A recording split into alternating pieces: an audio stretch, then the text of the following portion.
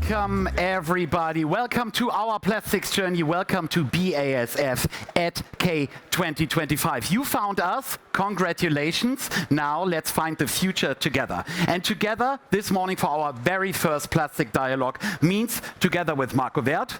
He is the director for polyol recycling at Rampf. We also have Sebastian Schmidt-Huber here with us. He's taking care of innovation and transcounting at KraussMaffei. Thomas Grödel joins us today, process technology at Liebherr, and Martin Baumert from BASF. Good morning, gentlemen. How are you doing?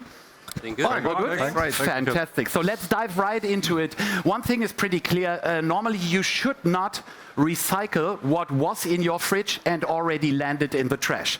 You should not do that. But what you can do is definitely recycle fridges or parts of the fridges. And this is what we are going to talk about today.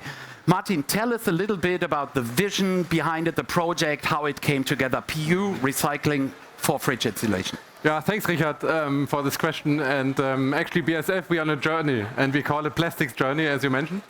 And actually, this journey means that currently we still use a lot of fossil carbon, so basically oil and gas. And our vision is in future that we actually use carbon which is from different sources, and which are actually not fossil, for sure.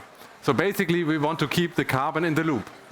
And for that, we have this very exciting project here together with our partners. And we are actually quite proud to say that PU is recyclable. And we did this together with Liebherr, KraussMaffei and Rampf. Okay, tell us a little bit more about the steps that are involved in this. Not everybody is familiar with PU recycling for refrigerator insulation. Yeah. I think everybody of you has a refrigerator at home, and there comes a day when you will exchange it. And if you discard it, the shop usually takes it back. And what happens to the fridge is that it's shredded, it's dismantled, and then you have different fraction. And one of the fraction is a powder. And this powder consists of polyurethane, mainly. And this powder then goes to Rampf, who is a specialist in turning this powder into a liquid. So by glycolysis, so it's actually then a polyol. And this case, since the powder is actually post-consumer waste, so it comes from fridges, which has been, they are out there for a long time. This is also contaminated, and that's why he uses this equipment of KraussMaffei, with a specialized equipment to enable recycling of this powder, which is also contaminated. Marco, Martin just gave a very brief explanation, but there's far more involved. How do you turn this into the polyol, as you mentioned? Yeah. First of all, I also would like to thank you for the invitation, being part of this discussion, and of course for Rampf Advanced Polymers being part of this really great and successful project. And maybe I can say when Mr. Rudolf Rampf, the founder of Rampf, of the Rampf Group, came up with the idea of large-scale, industrial-scale polyurethane recycling nearly 30 years ago, there was a little bit of skepticism and maybe sometimes a little bit smiling behind our backs, but I gladly have to say that this changed completely. Now everybody is aware in this industry that polyurethane have to be recyclable, and we can say now really it is.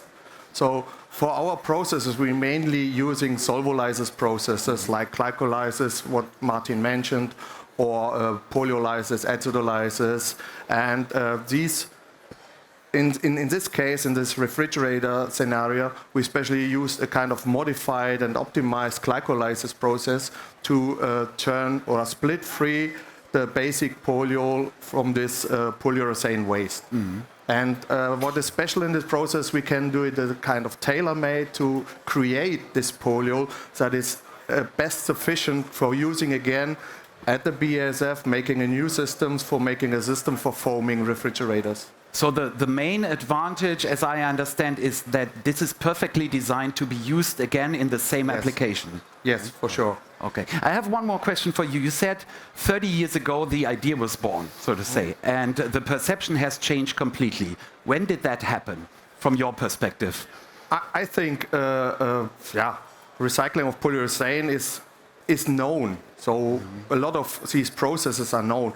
What makes it a little bit different from Rampf is that we are starting it in 1992 in an industrial scale. That means we are not doing it in a technical, say, 50 kg or whatever. We are running in our facilities in Pirmasens huge plants for recycling tons and tons of material. And that gave us a really huge experience and helped us bringing this experience in this new technology where we recycle it in a continuously way. Okay, okay.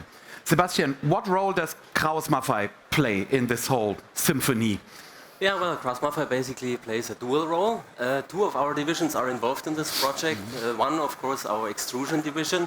They basically have the core know-how about processing recycled polyurethane in a co-rotating twin-screw extruder. And on the other side, KraussMaffei Technologies is involved. That's basically the unit that is supplier of equipment and technologies for polyurethane processing. So we have basically both views in the project, and that's important to come up with an entire process chain. Okay, okay. So did you have to adapt the equipment, the technologies in order to make this possible? Absolutely. So we had a development project during the last 4 years to come up with some feasibility studies first, and then in the end further and further optimize equipment and process to the final stage where we're now. So there was a lot of know-how put in this technology, and we're proud to have reached where we are at the moment. Very good, very good. Thomas, I have to admit something. I don't have a Liebherr fridge at home. Oh shit! Yeah, I'm sorry. I'm really sorry. But you can sell one now. No, tell me what was your motivation as one of the leading manufacturers behind this project? It was you. Even you don't own a fridge from us. Now I have to buy it, right? Of course, it's our customers. Yeah. Of course, they expect a premium supplier as Liebherr to do such things, to be sustainable, to use resources sustainably. That's the only reason. And that's why we searched for company. And that's why we do these things in a really big effort. It's not only playing, it's a big effort. And so it's you. It's the customer, yeah. So I'm happy to sign the contract later. But when did that change? You say it is expected from you as a premium manufacturer. When did the pull from the consumers really kick in? There is two different types of customers. The one is the commercial ones. They coming, I would say, a little bit earlier. We have the big household fridge customers, but that's anonymous. That's so many people, but they have not the big voice. A commercial customer from let's say, bottle cooling or food retail, they come directly to us. They tell us we have the need to bring some green innovations, and we need really reliable things. We don't have greenwashing attitudes. Of course, everybody has to do some advertisement, but they really want hard facts. Yeah. Proven by LCA analysis and so on. And so I would say it was beginning 5, 7, 8 years ago, coming from the commercial sides, and it's going in the waves as we see it in the household fridges. Of course, influenced by political and so on development around us. But that's interesting, this kind of seriousness of the demand also, not only in terms of volume, but also in terms of I want hard facts and not greenwashing. Is this also what influences the process and the project, Martin? I think what's very important also in this project that it's a very challenging one. Because we take this waste which is polluted. As Markus said, for 30 years, this process has actually been done on post-industrial waste. And now we are ready also to use this post-consumer waste. And what's very important for us as a raw material supplier to supply then a Liebherr with a product with a very consistent and reliable quality, so that Liebherr can produce their high-end fridges. One thing I realized this year is that in all our plastics dialogues, we have much more people on stage. So for me as an observer, it seems that the cooperations along the value chain have somehow become more intense and more important. How do you see that? I think you're totally right in that, because we alone as a company doing chemistry, of course, but really focused on the recycling and the technology behind, and to create what Martin says, really polyols or recover polyols in a continuously way. Repeatability must be given, the quality must be given, but we cannot do the entrance in the market to companies then like Liebherr or so, and then we need the in-between, what we call the system house, who takes this recovered polyol, a kind of basic polyol, to make it in a system, to make the right system for applications like the refrigerator foam or shoe soles or whatever. Mm-hmm. Sebastian, how is that for you? The kind of for you, it's business as usual? Not really. No, not at all. So this is a very specified project, and this is know-how that no company all by itself can have. No? That's why we're getting in a project with partners, with expert partners, and something like this can only be solved together. No? Yeah. Same perception here. Nothing to add, no. Of course, it's a very special project. Of course, we said before, there's many influences in speed. It's technological issues, it's legal issues, and so on, that give some impact to the project. But of course, it needs serious and skilled partners, and it needs the strong partnership. I think a few years ago, when you had more people here on the stage, perhaps, it was all, let's say, a commitment, but not a project, concrete.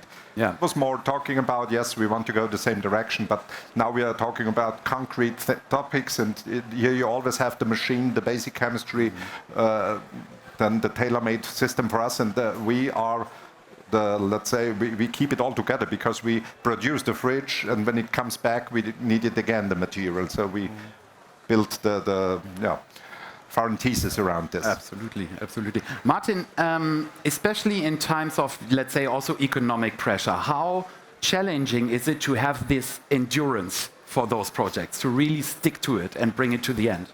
I think what's important here is this reliability and consistency of the quality, because this is really high-end products. It's not something where we downgrade or something, and this is, of course, gives us a very high standards, and it's also new for us. So that's why we need this partnership, because we have a large-scale units. We work mainly with fluids, very well specified products, and here it's a new world. It's waste. Where it comes from is different, and we have to define also specifications on the raw material side. And it's very important to work with experts who can actually accelerate this process, because we want to bring this in the market as soon as possible. I have one last question. When can I have one? So Richard, we are ready, ideally tomorrow. You didn't buy an old one, now you ask for the new one. What's the matter with you? You're right. I think we have to have a discussion after the talk. Of course, you know, we have to do lots of scale-up things. We know it worked.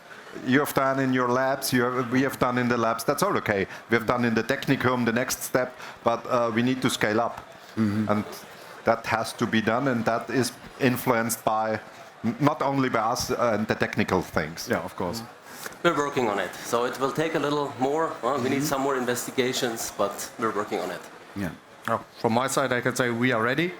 Just ask and we can go. It's up to you. Very good. So we have a clear call.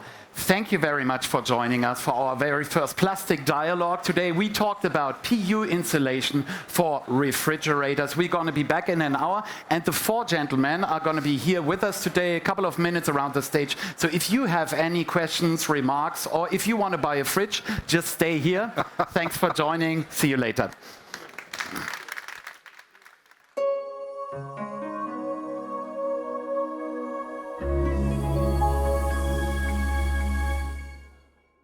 BASF. We create chemistry.